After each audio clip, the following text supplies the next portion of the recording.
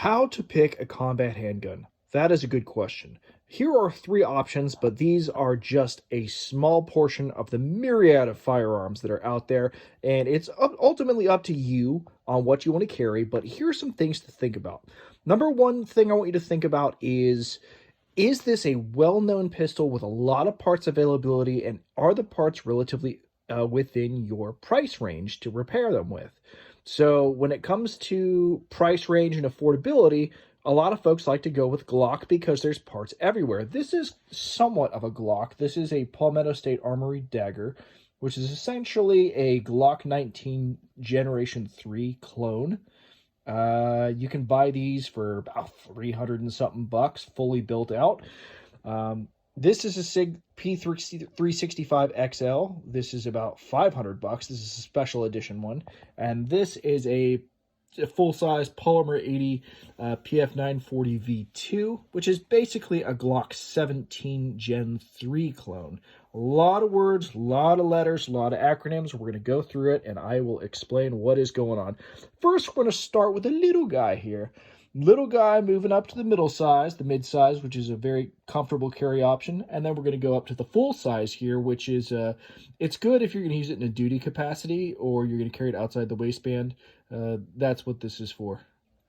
So for this is a good carry option. This is considered a subcompact. This is a 365 XL by Sig Sauer, as it says right here on the side. This thing is a fun little gun to shoot, but understand when you get into the subcompact category, these are going to be a lot snappier than the compact or the full size. The subcompact does not have nearly as much meat on it to absorb the recoil as does a compact. This one offers a 12-round capability, or with an extension, you can get a 15-round capability, which is really useful with this. I have a red dot on this, and one of the things I want you to think about when you're looking for a pistol in a modern day, does it have the ability to mount a pistol? You'll see a cover plate here if it does, or some of them come with red dots as they as part of a package.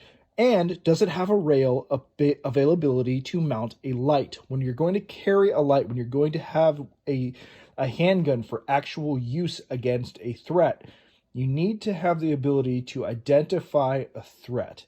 And it comes into play with that escalation and de-escalation of force as a tool to create a standoff, and part of the show, shout, and shove. As part of the show and shout, you can illuminate your target, quite literally, with the light, and be like, hey, if you have the ability to. Everything is situation dependent. You may not have the ability to turn that light on. You may just have to go immediately to gunfire. So that is this. 12 rounds, 15 rounds with this one. It's more snappy. This is a little bit larger, 15-round capability, as it is in this configuration right now. It has a Gideon Omega. It is basically an SRO clone, a Trijicon SRO clone that I'm testing out, and thus far it has been very successful. Really happy with this optic, and the price point is way better than the SRO. This has an Enforce Wild 1, pretty bright light on it, really good for that target identification. This has a threaded barrel, so if I want to mount my suppressor to this, I can. I haven't, so it's just kind of a placeholder for now, but that's what that is. Or if I want to put on a compensator, I can. Now moving up to the full size here. This is a 17-round capability with this Glock 17 Gen 3 clone, with a light on this one as well. This has the Enforce APL. Really like this light. It's not as bright as the Wild 1. This is an older generation of this light. They now have the Wild 2 that goes on this. One thing, this does not have the ability to mount an optic to it, but I do have the night sights, and that's one thing. If what you really like does not have the ability to mount an optic, or you just don't care, you can always go with the standard slide.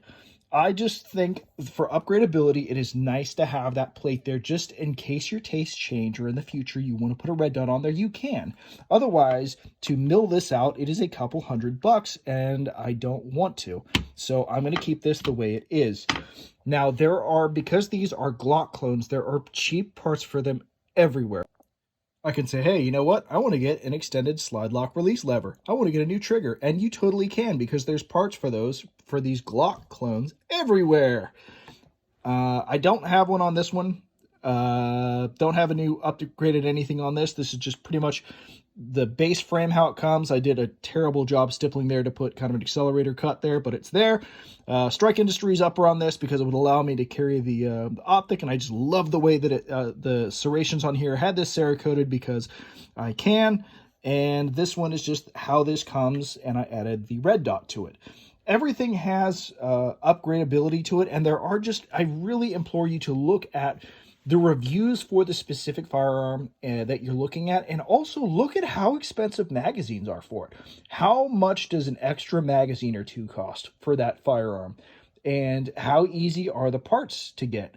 What are people saying about how to upgrade different parts of it? How to upgrade the trigger? How easy is it? Just things to think about, things to put in your tool bag. I really hope that this video helps, and I hope to see you guys on the range.